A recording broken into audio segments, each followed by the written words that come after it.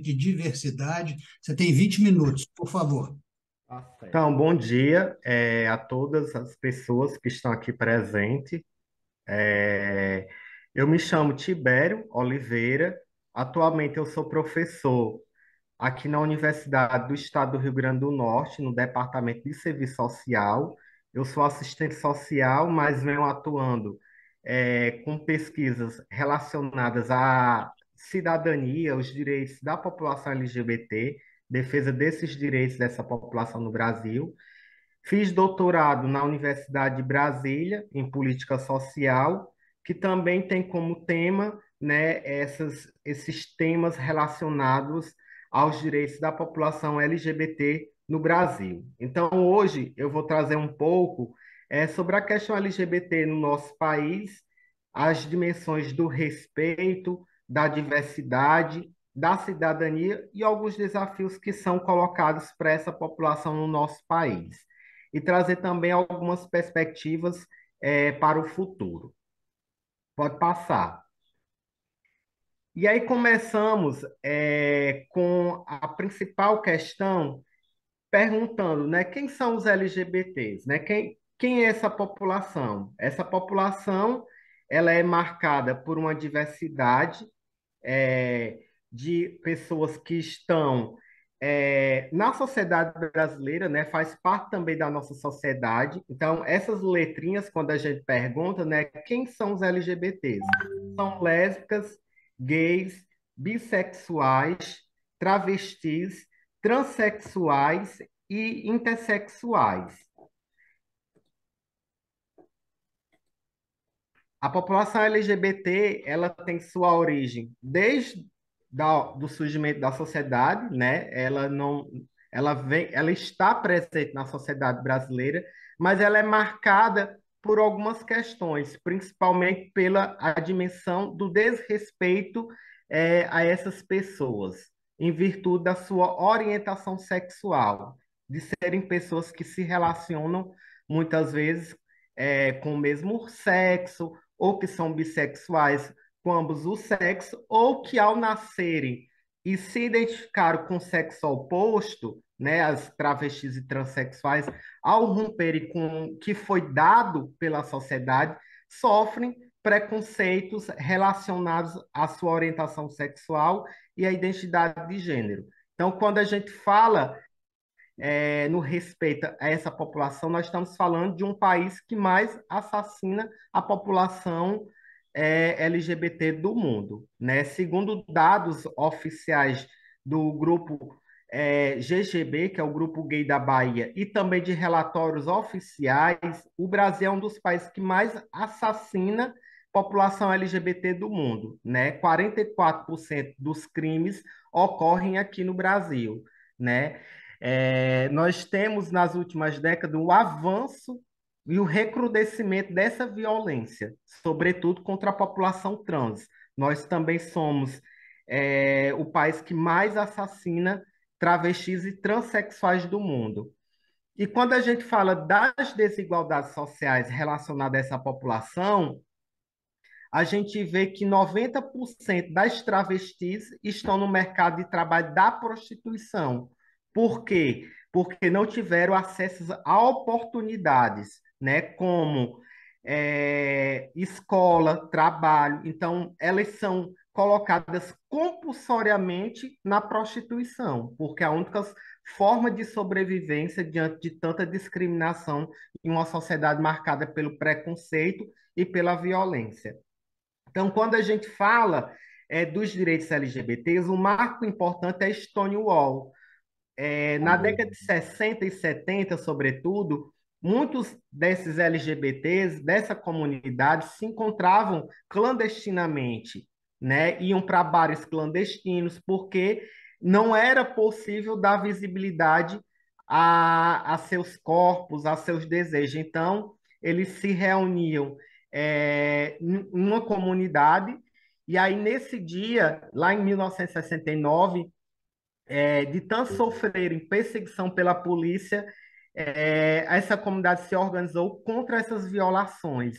E assim surgiu a primeira revolta contra as violências marcadas contra essa comunidade. Então, lá em 69, a população LGBT vai se organizar contra essas perseguições.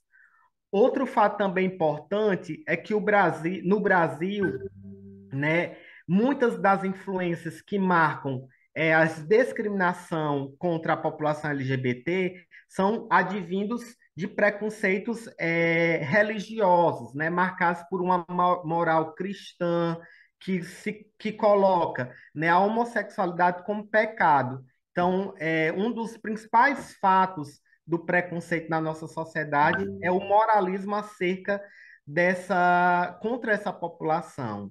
É tanto que as conquistas relacionadas à criminalização contra a homofobia no nosso país é muito tardia, né? Somente em 2019 que nós vamos ter uma primeira lei que vai garantir que essa população não seja descriminalizada, que foi através do Supremo Tribunal Federal, que vai criminalizar a LGBTI-fobia como um crime de racismo. Então, são esses os principais elementos relacionados às origens históricas da homofobia no país, né? E também trazendo alguns elementos internacionais. Pode passar. E aí, diante desse contexto, nós temos algumas conquistas, né? São conquistas que o movimento LGBT, né, a população LGBT vem lutando, e diante dessas conquistas nós temos o quê? A primeira delas é a união estável. O STF também garante a união estável e o casamento LGBT por parte dessa população lá em 2011, de você ter os mesmos direitos previdenciários, né, acesso a propriedade privada do seu companheiro, companheira. Então, nós temos uma conquista garantida, né? A união estável, que recentemente setores conservadores do país querem acabar, né, com a união estável. Também, em 2018, o STF vai garantir é, a lei de identidade de gênero para a população trans usar seu nome social nas escolas, porque quando você não é respeitada a sua identidade de gênero, muitas dessas populações são expulsas das escolas. E a outra questão é a adoção, né? Por casais também homossexuais terem direito de adotarem crianças. Então, são dessas algumas conquistas que o nosso país tem lutado para garantir os direitos para a população LGBT. Pode passar. E aí, nesse cenário, mesmo diante dessas conquistas, nós temos muitos desafios. O primeiro deles é a discriminação, né? A discriminação ainda é um fato recorrente e drástico na sociedade brasileira, tanto nas escolas, como no mercado de trabalho, nas ruas. Nós somos, como eu falei desde o início, um dos países que mais mata a população trans e LGBTs. Então, o principal desafio no momento é esse combate à discriminação, tanto nas escolas como nos espaços de trabalho, e, sobretudo, por parte de uma intolerância religiosa de setores conservadores, reacionários, né, que pregam o ódio contra essa população, né, que pregam cotidianamente atitudes hostis, né, advindos de valores moralistas, tradicionais. E aí, é, esses setores, né, também têm levado a sua agenda para além da sua religião, também para a cena política, né? Ou seja, o espaço político, as assembleias, também têm se colocado como espaços contra direitos dessa população. Então, não é somente nos espaços de religião, mas também na cena, né, política do nosso país.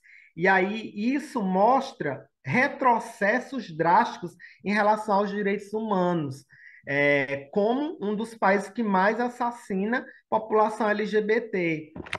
Pode passar.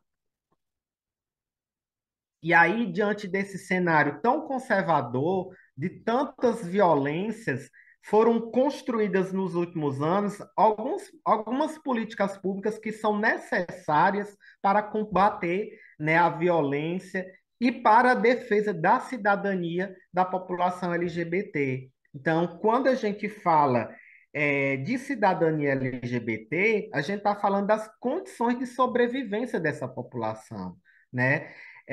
Não temos como pensar em cidadania sem falar no respeito e no direito à diversidade. Então, um dos primeiros programas que foram pautados no Brasil para combater, né, a homofobia e para incluir a população LGBT nos espaços públicos e privados da sociedade brasileira foi o programa Brasil Sem Homofobia, lá em 2004.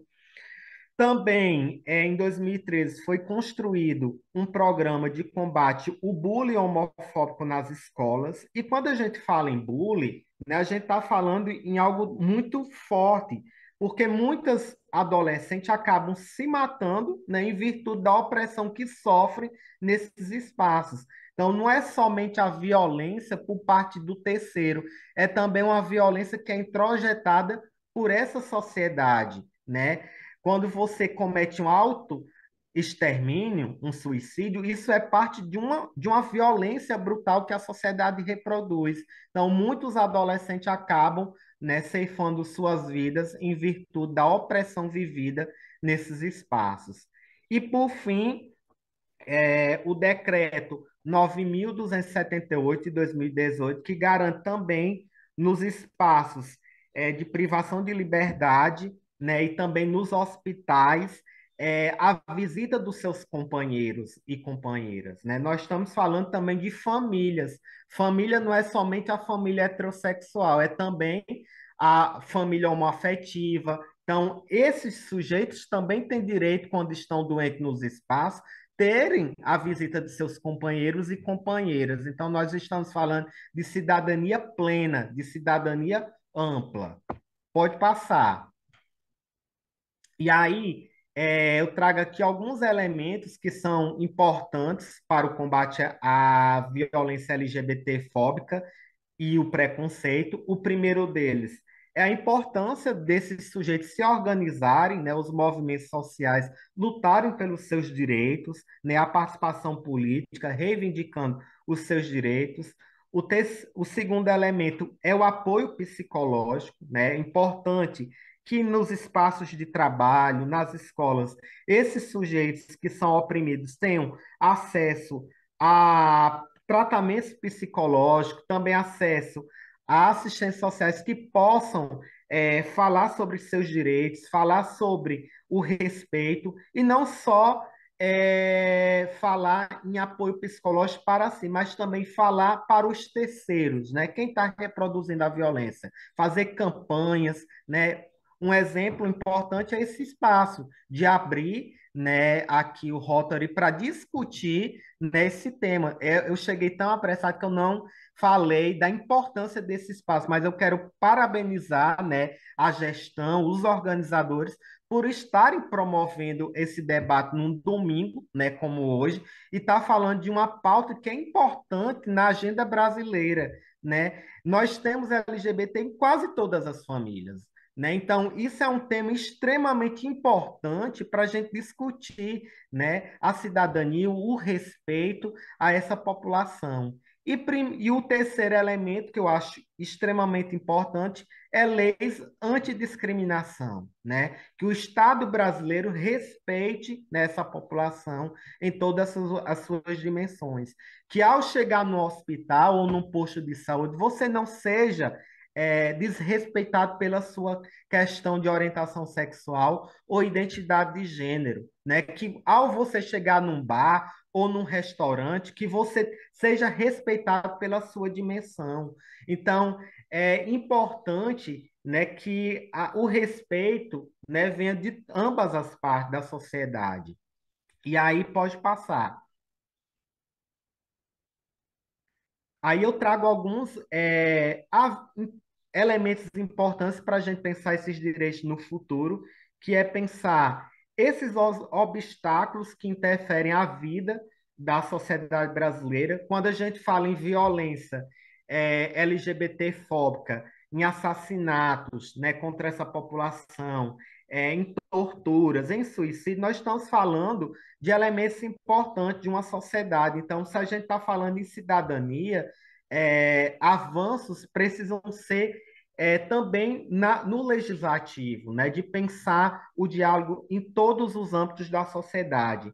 E aí isso passa também os programas de educações nas escolas, né? Pensar a dimensão dos abusos, das explorações, a questão do machismo, da misoginia no cotidiano e uma legislação integrada que possibilite, né, uma totalidade de pensamento em relação ao respeito e à cidadania dessa população. Então, quando nós falamos em cidadania, né, a gente pensa em elementos que sejam pautados por uma sustentabilidade. Pode passar. Então, quando a gente fala nessas dimensões, a gente encerra, né, esses desafios nessas três dimensões aqui, né? Que é, primeiro, respeito e inclusão, né? Amar as pessoas como elas são, né? Sem desrespeitar, né? A chave para o futuro é sempre amar e respeitar uns aos outros, independentemente da sua orientação